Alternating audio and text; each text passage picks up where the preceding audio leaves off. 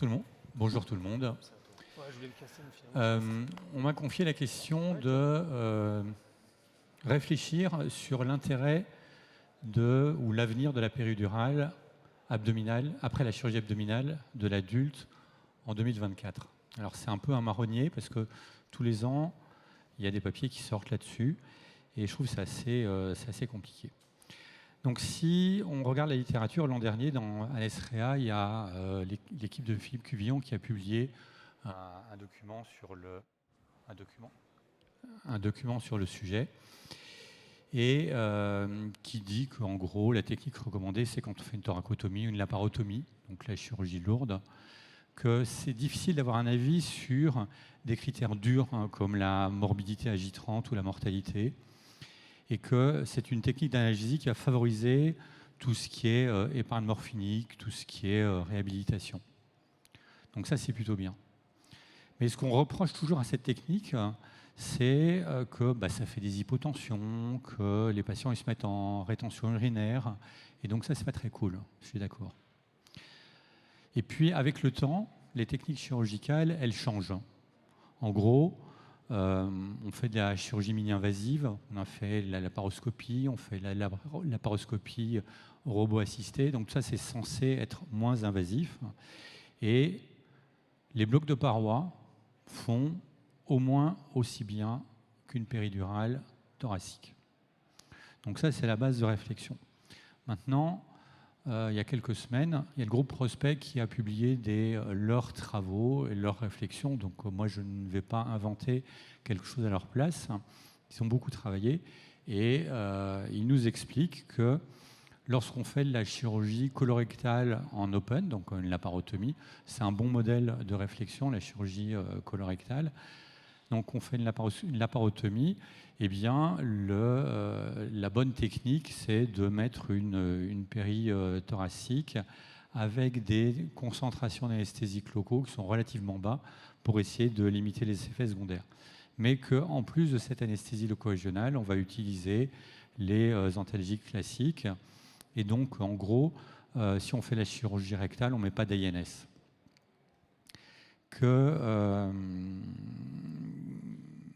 Qu'il faut donc continuer cette péridurale. Si jamais on n'arrive pas à mettre la péridurale, il est intéressant d'utiliser la technique de la lidocaïne intraveineuse. Et je vous rapporte cette recommandation de Faux qui a fait un petit peu débat. C'est juste pour un problème de safety. C'est-à-dire que l'idocaïne intraveineuse, ça se fait dans des conditions particulières, donc avec une dose de charge qui ne dépasse pas 1,5 mg par kilo, une perfusion de 1 mg kilo/heure pendant 24 heures maximum, et surtout, on ne peut pas l'associer à d'autres blocs. C'est-à-dire que la perfusion de la lido-IV doit se faire 4 heures après la réalisation d'un bloc, ou bien si on décide de faire un bloc, il faut avoir un intervalle libre de 4 heures. Donc vraiment, c'est juste pour la safety que je vous dis ça. Et puis, le groupe Prospect toujours a livré ses réflexions sur que faire en cas de chirurgie colorectale laparoscopique, donc sous cellio.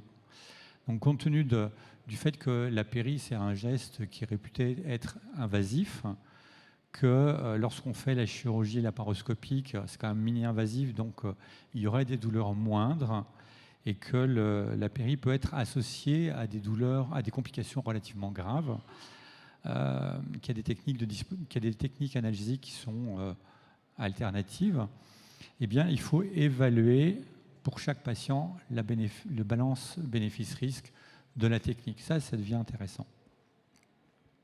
Et donc, il nous explique pourquoi est-ce qu'il faut, ce qui est recommandé, pourquoi il ne faut pas faire de péri, parce que finalement, il y a des choses alternatives. Donc ça, c'est quand on s'intéresse à la technique stricto sensu. Maintenant, lorsque vous évaluez le patient, on va rechercher des facteurs de risque qui vont faire pencher la balance d'un côté plutôt que de l'autre. Et donc là, on se réfère au livre blanc de la douleur et on va chercher des facteurs de risque liés à la douleur préopératoire. Par exemple, le patient qui a déjà des douleurs, le patient qui est déjà sous morphinomimétique avant la chirurgie. le type de chirurgie auquel le patient va être soumis. Est-ce que c'est la chirurgie qui est pro-nociceptive, type, si c'est la chirurgie abdominale, est-ce que la chirurgie qui va être longue, plus de 3 heures? Et puis le caractère propre du patient, son degré d'anxiété, ses addictions, sa toxicomanie. Donc ça fait pencher le plateau de la balance d'un certain côté. Et puis on a des scores pour évaluer nos patients en consultation d'anesthésie, donc évaluer la douleur, l'anxiété, puis le syndrome de catastrophisme. Et tout ça, ça va nous permettre de prendre des décisions.